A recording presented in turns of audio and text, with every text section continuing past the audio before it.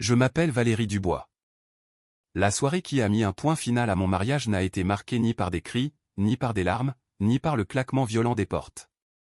Elle s'est déroulée dans le silence feutré d'un bistrot élégant au cœur de Paris, un lieu qui, ironiquement, avait autrefois incarné tout ce que je croyais que l'amour devait être. Stéphane Leroy, mon mari depuis 8 longues années, était assis en face de moi, à une petite table nichée dans un coin intime, baignée par une lumière tamisée qui ne parvenait plus à dissimuler le gouffre entre nous. C'était précisément ici, à cette même table, qu'il m'avait demandé en mariage, dans un élan de promesse qui semblait alors éternel. Il avait juré que nous vieillirions ensemble, que nos rires et nos souvenirs imprégneraient ces murs. Ce soir, cet endroit était devenu le théâtre de nos adieux, un mausolée pour notre amour défunt. Il était arrivé en retard, comme à son habitude depuis des mois, sans un mot d'excuse, sans la moindre explication. Son regard, captif de l'écran lumineux de son téléphone, ne s'est pas levé vers moi une seule seconde. Je n'avais plus besoin de lui demander avec qui il échangeait des messages avec une telle ferveur. Je connaissais déjà la réponse, une certitude froide et douloureuse qui s'était installée en moi. Manon Gauthier, sa jeune secrétaire, la femme qui, insidieusement, m'avait remplacé, pièce par pièce, dans sa vie, alors que j'étais encore, aux yeux de la loi, son épouse. Par pure habitude, un réflexe mécanique dénué de toute affection, j'avais commandé son plat préféré, un bœuf bourguignon. Il l'a à peine remarqué. Il a coupé la viande avec une application distraite, mâché sans conviction, un sourire fugace éclairant son visage, non pas pour moi, mais pour une blague lue sur son écran. Il me traitait comme une formalité administrative, une tâche sur sa liste de choses à faire, déjà cochée et classée. Je lui ai annoncé mon départ de Paris. Je lui ai dit que j'allais m'installer dans une petite ville côtière en Bretagne, à Cancale. Il a enfin levé les yeux, une lueur de surprise traversant son regard pendant une fraction de seconde, avant de se dissoudre dans une indifférence presque insultante. Il a haussé les épaules. Comme tu voudras, a-t-il lâché, sa voix plate. Manon et moi, nous préparons notre mariage. Elle, au moins, sait comment me rendre heureux. C'est à cet instant précis que quelque chose en moi s'est tu définitivement. Ce n'était pas de la colère, ni même du chagrin. C'était un vide, une fin absolue. Ce dîner n'était pas une tentative de clore un chapitre, c'était l'acte final de libération, le moment de trancher le dernier fil invisible qui me reliait à un homme qui m'avait déjà effacé de son avenir. Quand nous nous sommes levés, il a réglé l'addition d'un geste impersonnel et il est parti sans un regard en arrière, sans un au revoir, sans une once de gratitude ou de regret pour les années que nous avions partagées. Je suis resté seul un instant, le regard fixé sur mon assiette à peine entamée, comprenant enfin la vérité crue. Je ne perdais pas un mari. Je gagnais ma liberté. Et cette décision, prise dans le silence d'un bistrot parisien, allait tout changer. Les gens s'imaginent souvent qu'un mariage se termine dans le fracas d'une trahison spectaculaire, d'un scandale public ou d'une dispute cataclysmique. Mon mariage, lui, ne s'est pas effondré en un instant. Il s'est érodé en silence, jour après jour, conversation après conversation manquée, jusqu'à ce qu'il ne reste plus rien, absolument rien à sauver. Quand Stéphane et moi nous sommes mariés, nous étions une équipe soudée. Nous étions jeunes, pleins d'ambition, et nous construisions notre vie ensemble, brique par brique. J'ai cru en son potentiel quand personne d'autre ne le faisait. J'ai soutenu sa carrière naissante, géré notre foyer avec une dévotion totale et mis mes propres aspirations professionnelles en veilleuse, convaincu que c'était là l'exigence de l'amour véritable, un sacrifice nécessaire sur l'autel de notre réussite commune. Mais à mesure que sa carrière décollait, que son nom devenait une référence dans son milieu, quelque chose de fondamental a changé en lui. Stéphane a commencé à se percevoir comme l'unique centre de notre univers. Son travail était primordial, son stress était une urgence nationale, son temps était précieux et non négociable. Mon temps à moi, en revanche, est devenu flexible, optionnel, et finalement, invisible. Nos conversations, autrefois des échanges passionnés, se sont transformées en monologues de sa part ou en instructions qu'il me donnait. L'affection s'est muée en un silence pesant, un vide qui aspirait toute la chaleur de notre appartement. Je suis devenu, à ses yeux, une intendante efficace, une logisticienne qui réglait les problèmes du quotidien, mais plus une partenaire dont l'opinion comptait. Quand j'osais parler de mon travail, de mes projets de design, son écoute était superficielle, son esprit déjà ailleurs. Quand je lui confiais ma fatigue, il répondait avec un dédain à peine voilé que ma vie était « facile ». Notre mariage était devenu une magnifique maison d'architecte avec une façade impeccable pour le monde extérieur, mais dont les fondations se désagrégeaient dans l'ombre. Pour les autres, nous étions le couple parfait, brillant, élégant, stable. Mais à l'intérieur, je vivais un abandon émotionnel si profond qu'il me vidait lentement de ma substance. Stéphane ne m'insultait jamais de front, sa cruauté était plus subtile, plus pernicieuse. Il me dévalorisait, me faisait sentir superflu, remplaçable. J'ai donc appris à ne plus poser de questions, à ne plus attendre de remerciements.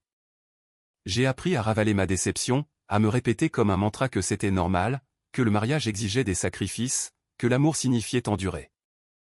Mais il y a un abîme entre faire des compromis et être effacé. Je n'étais pas malheureuse parce que Stéphane travaillait tard. J'étais malheureuse parce que je n'existais plus pour lui en tant que personne. J'étais devenue un accessoire de sa réussite, une figurante dans le film de sa vie, une histoire qu'il pensait, à tort, n'être que la sienne. Quand Manon est apparue, notre mariage était déjà à l'agonie. Elle n'a pas détruit une forteresse.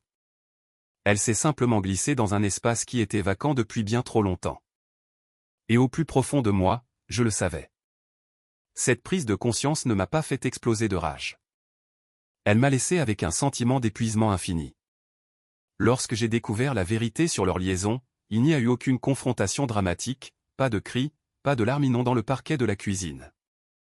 Ce que j'ai ressenti à ce moment précis, ce n'était pas de la fureur, mais une clarté aveuglante, presque douloureuse. J'ai trouvé les messages par un pur hasard. Stéphane avait laissé son ordinateur portable ouvert sur la grande table de la salle à manger. Une notification est apparue sur l'écran, son prénom, Manon, suivi d'un émoticône en forme de cœur. Puis des mots, des phrases entières, des expressions tendres qui, autrefois, m'étaient exclusivement réservées.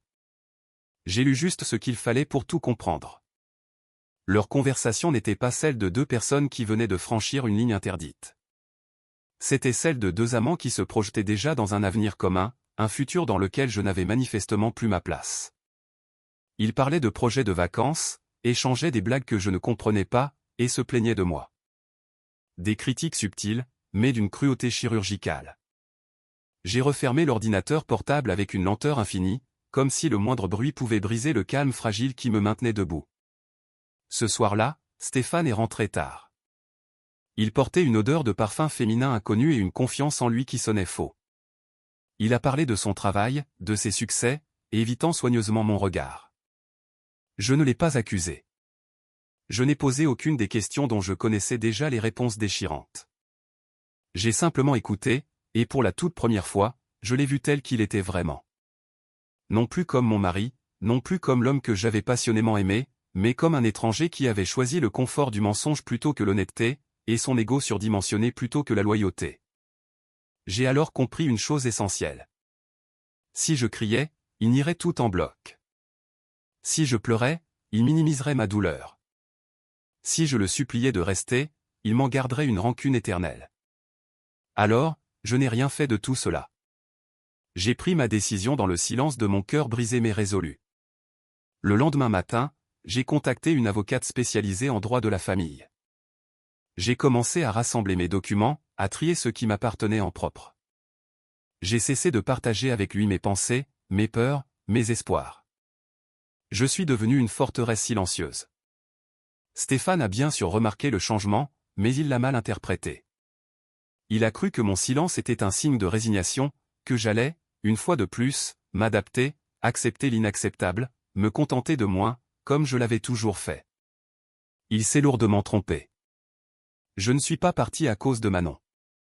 Je suis parti parce que j'ai réalisé la personne que j'étais en train de devenir en restant à ses côtés, plus petite, plus silencieuse, en voie de disparition. Le jour où j'ai bouclé mes valises, Stéphane m'a demandé pourquoi j'étais si calme. Je lui ai dit la simple vérité, parce que je suis déjà parti depuis longtemps, Stéphane. Et cette fois, je ne reviendrai pas. Je n'ai pas annoncé mon départ au monde entier, je n'ai pas publié de citations inspirantes sur la guérison ou la liberté sur les réseaux sociaux. Je suis simplement parti. 2 semaines après ce dîner final, j'ai emballé mes vêtements, mes documents personnels et les quelques objets qui avaient encore une âme pour moi. J'ai tout laissé derrière, l'appartement luxueux, les meubles design, une vie sociale brillante mais vide, une vie qui n'était plus la mienne. Je me suis installé à Cancale, en Bretagne. C'est le genre d'endroit que les touristes traversent, pas une destination où l'on vient se réfugier pour fuir sa vie. Des rues tranquilles bordées de maisons de granit, le son de la mer porté par le vent. La maison où j'ai emménagé était celle de ma grand-mère, une charmante maison de campagne sur 2 étages, avec un petit jardin à l'avant où des rosiers grimpaient sur un vieux mur de pierre. Ma grand-mère avait coutume de dire que les racines sont plus importantes que les apparences. En posant mes valises dans ce lieu chargé de ses souvenirs, j'ai enfin compris le sens profond de ses paroles. Personne à Cancale ne savait qui j'avais été. Personne ne m'a posé de questions sur mon mariage, personne ne s'est intéressé à mon passé parisien. Ici, je n'étais plus la femme de Stéphane Leroy. J'étais juste Valérie. Les premières semaines ont été étranges. Le silence, la nuit, me paraissait assourdissant, presque oppressant. Il y avait des moments où je prenais mon téléphone par réflexe, avant de me rappeler que je n'avais personne à qui rendre des comptes, personne dont j'attendais un message. Progressivement, j'ai commencé à mieux dormir, à respirer plus profondément. Je marchais le long de la côte le matin, laissant l'air iodé et frais me vider la tête. Pour la première fois depuis des années, mon esprit ne tournait pas à plein régime pour tenter de satisfaire les attentes de quelqu'un d'autre. Je ne me sentais pas seul. Je sentais de l'espace. De l'espace pour penser, de l'espace pour me souvenir de la femme que j'étais avant d'apprendre à me faire toute petite, de l'espace pour imaginer un futur qui n'attendait la permission de personne. On pense souvent que recommencer à zéro est effrayant, que c'est un aveu d'échec. Mais là, debout dans cette maison paisible, mes cartons encore fermés à mes pieds, j'ai ressenti quelque chose que je n'avais pas éprouvé depuis une éternité, le soulagement. Partir n'était pas une fuite. C'était un choix. Le choix de me choisir. Et même si je l'ignorais encore, c'était dans cette petite ville bretonne silencieuse que ma vraie vie était sur le point de commencer. La guérison n'est pas arrivée d'un coup, sans fanfare ni révélation spectaculaire. Elle s'est immiscée en moi silencieusement, à travers la routine, le travail, et ces petits moments du quotidien qui, peu à peu, ont recousu mon âme. Une fois installé, j'ai cherché un emploi. J'avais un master en architecture d'intérieur et des années d'expérience que je n'avais jamais pleinement exploité. Dans mon mariage, ma carrière avait toujours été secondaire, une activité d'appoint, ajustable aux besoins de Stéphane. Ici, pour la première fois, elle comptait vraiment. J'ai postulé dans un petit cabinet de design de la ville, l'atelier du Phare Design. Il était dirigé par un homme nommé Nicolas Martin. Durant l'entretien, il ne m'a pas interrogé sur mon statut matrimonial, ni sur les raisons de mon déménagement de Paris. Il m'a questionné sur mes idées, ma vision esthétique, mon processus créatif. Rien que cela m'a semblé révolutionnaire. J'ai obtenu le poste en moins d'une semaine. Ce travail est devenu mon encre. Je me levais tôt, je marchais jusqu'à l'atelier et je me perdais dans les croquis, les échantillons de matière et les plans. Personne ne m'interrompait, personne ne dénigrait mes opinions. Quand je parlais, on m'écoutait. Nicolas me faisait confiance. Il me donnait des responsabilités plutôt que de la surveillance, des retours constructifs plutôt que du contrôle, du respect plutôt que des exigences. En dehors du travail, ma vie restait simple. Je cuisinais pour moi-même, je m'occupais du jardin, je lisais des livres achetés des années auparavant et que je n'avais jamais eu le temps d'ouvrir. Mon téléphone restait silencieux, et pour la première fois, ce silence était apaisant, pas vide. Je ne parlais plus de Stéphane, je ne rejouais pas nos vieilles disputes dans ma tête. J'ai cessé de me demander ce que j'aurais pu faire différemment. Guérir, ce n'était pas oublier le passé, c'était cesser de vivre dedans. Peu à peu, je me suis sentie plus forte, plus présente, plus réelle. La femme qui avait passé des années à se minimiser n'était plus là. À sa place, il y avait quelqu'un de plus posé, de plus ferme et de beaucoup plus sûr de sa propre valeur. Je ne me reconstruisais pas pour prouver quoi que ce soit à qui que ce soit. Je me reconstruisais parce que ma vie, enfin, m'appartenait. La nouvelle du mariage de Stéphane m'est parvenue comme presque tout ce qui venait de mon ancienne vie, de façon lointaine, assourdie, sans importance. C'est mon amie Sandrine Morel qui me l'a appris. Elle m'a appelé un soir alors que je préparais une soupe à l'oignon, sa voix prudente, comme si elle transportait une nouvelle fragile. C'est leur mariage samedi prochain, m'a-t-elle dit. La totale. Manon a tout ce qu'elle a toujours voulu. J'ai attendu une réaction en moi, une pointe de douleur, une vague de colère. Mais rien n'est venu. Aucune oppression dans ma poitrine, aucune trace de tristesse. Juste une brève pause. Je l'ai remercié de m'avoir prévenu et j'ai recommencé à remuer ma soupe. À Paris, l'événement était annoncé comme le mariage de l'année. Une salle de réception luxueuse dans un château, des fleurs importées, une liste d'invités triés sur le volet, remplie de gens que Stéphane voulait impressionner. Le genre de mariage conçu pour afficher une réussite sociale plus que pour célébrer un amour. Sandrine a continué à parler, comblant le silence avec des détails qu'elle pensait susceptibles de m'intéresser. Le prix exorbitant de la robe de mariée, la façon dont Manon s'en vantait sur les réseaux sociaux, l'air fier et triomphant de Stéphane, comme s'il venait de remporter un trophée. J'ai écouté poliment, puis je l'ai interrompu avec douceur. « Sandrine, je t'assure, je vais bien. » Et c'était vrai. Ce même jour, j'avais passé la matinée à me promener le long de la côte. Le vent était vif, le ciel d'un bleu pur. Je me suis arrêté pour boire un café dans un petit café du port où le serveur connaissait déjà mon nom. L'après-midi, j'ai travaillé dans mon jardin, la terre sous mes ongles, le soleil doux sur mon visage. Pendant qu'à des centaines de kilomètres de là, ils répétaient leur entrée et leur discours, moi, je choisissais les herbes aromatiques pour mon dîner. C'est là que j'ai eu une véritable révélation. L'indifférence n'est pas de l'insensibilité, c'est la liberté. Je n'avais pas besoin de voir des photos, je n'avais pas besoin de mise à jour. Leur célébration leur appartenait, ma vie était à moi. Ce soir-là, j'ai invité quelques collègues de l'atelier pour un dîner simple. Nous avons parlé de travail, de projets de voyage, de tout et de rien. Les rires ont rempli la maison que ma grand-mère m'avait laissée. Quelque part en France, Stéphane se préparait pour le plus grand jour de sa vie. Moi, je vivais déjà la mienne. Pour la première fois, j'ai compris une chose avec une clarté absolue, quand on cesse de se soucier, on cesse d'être contrôlé. Et c'était une victoire qu'aucun mariage fastueux ne pourrait jamais égaler. Je pensais que l'histoire se terminerait là. Un mariage auquel je n'avais pas assisté, une vie que j'avais déjà dépassée. Mais parfois, le passé fait une dernière apparition, non pas pour vous tirer en arrière, mais pour vous montrer ce qui a toujours été caché. Le lendemain matin de la noce, Sandrine m'a rappelé. Cette fois, sa voix n'avait rien de prudent. Elle était électrique. « Valérie, tu es assise ?» J'ai souri pour moi-même en buvant une gorgée de mon café. J'étais debout dans ma cuisine, le soleil du matin inondant le plan de travail. « Je suis debout », ai-je répondu calmement. « Que s'est-il passé ? » « Il y a eu un invité inattendu au mariage, » a-t-elle dit. « Quelqu'un qui te connaît. » Cela a piqué ma curiosité. Il s'est avéré que le père de Stéphane avait invité un vieil ami d'affaires, un homme nommé Pierre Dubois. Pierre avait bien connu ma grand-mère des années auparavant. Un homme chaleureux, un peu bruyant, du genre à devenir plus volubile après quelques verres. Sandrine m'a raconté que vers la fin de la réception, Pierre était assis à une table avec d'autres invités, un verre de vin à la main, racontant des anecdotes d'une voix suffisamment forte pour être entendue par la moitié de la salle. Il a commencé à parler d'un récent voyage en Bretagne, d'une charmante petite ville sur la côte, et de sa rencontre fortuite avec la petite fille de sa vieille amie. J'ai senti ma poitrine se serrer légèrement.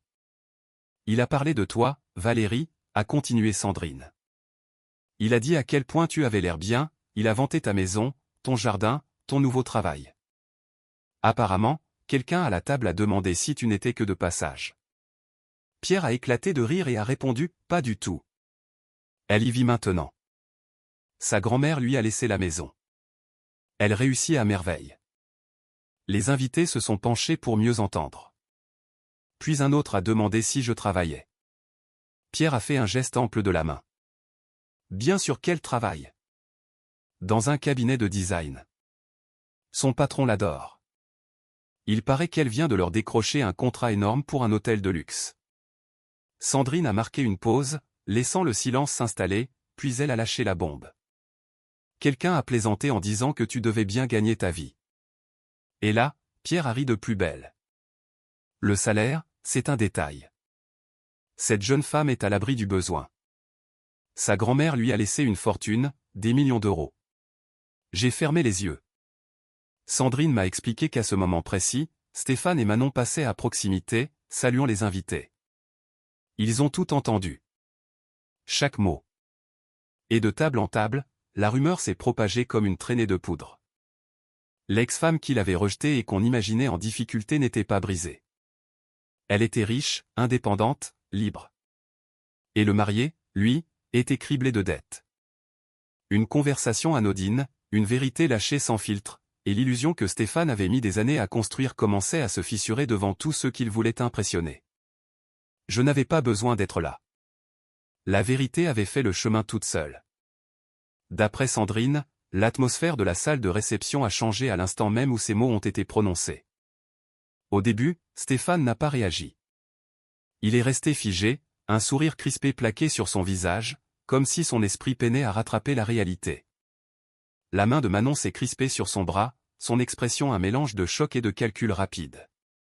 Les gens aux tables voisines ont commencé à chuchoter. D'abord à voix basse, puis de plus en plus fort. Les têtes se sont tournées, les regards se sont fixés sur le couple. Les téléphones, un instant plus tôt levés pour immortaliser le bonheur, ont été abaissés. Stéphane avait bâti toute son identité sur la perception des autres, sur l'image du succès, du contrôle et de la supériorité. Et maintenant, en quelques secondes, cette façade si soigneusement polie volait en éclats. Quelqu'un a eu un rire gêné. Un autre invité, un peu trop audacieux, a posé la question qu'il ne faut jamais poser dans un mariage, c'est vrai, ça? Stéphane s'est tourné vers Manon, non pas avec tendresse, mais avec une fureur froide. Son regard était celui d'un homme qui vient de réaliser que le sol s'est dérobé sous ses pieds. De quoi il parlait? A-t-il demandé, la voix tranchante. Des millions. Manon a tenté un sourire, essayant de minimiser la situation. Tu sais comment sont les gens quand ils ont un peu bu, ils exagèrent. A-t-elle murmuré. Mais le doute, et la fureur, avaient déjà pris racine. C'est alors qu'un autre homme, un de ses contacts dans le milieu financier, a ajouté son grain de sel. Il a mentionné une rumeur qui circulait, Stéphane aurait récemment cherché à emprunter de l'argent, pas une grosse somme, juste de quoi couvrir quelques dépenses urgentes. C'est là que Stéphane a perdu tout contrôle. Sa voix est montée d'un cran, faisant vibrer les verres sur les tables. Il a exigé des réponses, là, maintenant. Manon a tenté de le calmer, de l'entraîner à l'écart, lui soufflant que tout le monde les regardait. Mais il était trop tard. Dans un geste de rage pure, Stéphane a saisi une coupe de champagne et l'a brisée dans sa main. Le sang a giclé, tachant la nappe d'un blanc immaculé. Quelqu'un a crié. La musique s'est arrêtée net. Et lui, il a hurlé. Des accusations, des regrets, une colère aveugle. Tout a explosé en même temps. Tu m'as menti. A-t-il beuglé à la figure de Manon. Tu m'as fait passer pour un idiot. Les invités ont reculé, horrifiés. Les parents se sont précipités vers eux. Le personnel du château était paralysé. Le mariage de rêve s'est transformé en un spectacle sordide que personne ne pouvait ignorer. D'un coup de pied, Stéphane a renversé une table. La nourriture, les verres, tout s'est écrasé au sol. La pièce montée, monument de perfection, a vacillé un instant avant de s'effondrer dans le chaos. Manon pleurait, son maquillage parfait ruiné, sa robe immaculée tachée. Voilà le prix à payer quand on vit pour les apparences. Lorsque l'image se brise, il ne reste plus rien pour vous soutenir. L'homme qui, un instant plus tôt, croyait avoir tout gagné, se tenait au milieu de la salle, exposé, humilié et radicalement seul. À des kilomètres de là, j'arrosais les plantes de mon jardin. Et pourtant, la vérité l'avait enfin rattrapé. Pas par vengeance. Simplement par la force de la réalité. Ce qui s'est passé au mariage n'est pas resté confiné dans la salle de réception. Selon Sandrine, des vidéos de la scène ont commencé à circuler avant même que les invités aient rejoint leur voiture. Un marié hurlant, des tables renversées, du sang sur une nappe blanche, une mariée en larmes pendant que les gens filmaient au lieu d'aider. Le lendemain matin, les images étaient partout sur Internet. Ses associés les ont vues, ses clients les ont vues. Les investisseurs qui, la veille encore, louaient sa discipline et son leadership, ont découvert un homme incapable de maîtriser ses émotions en public, et donc, a fortiori, dans une salle de conseil d'administration.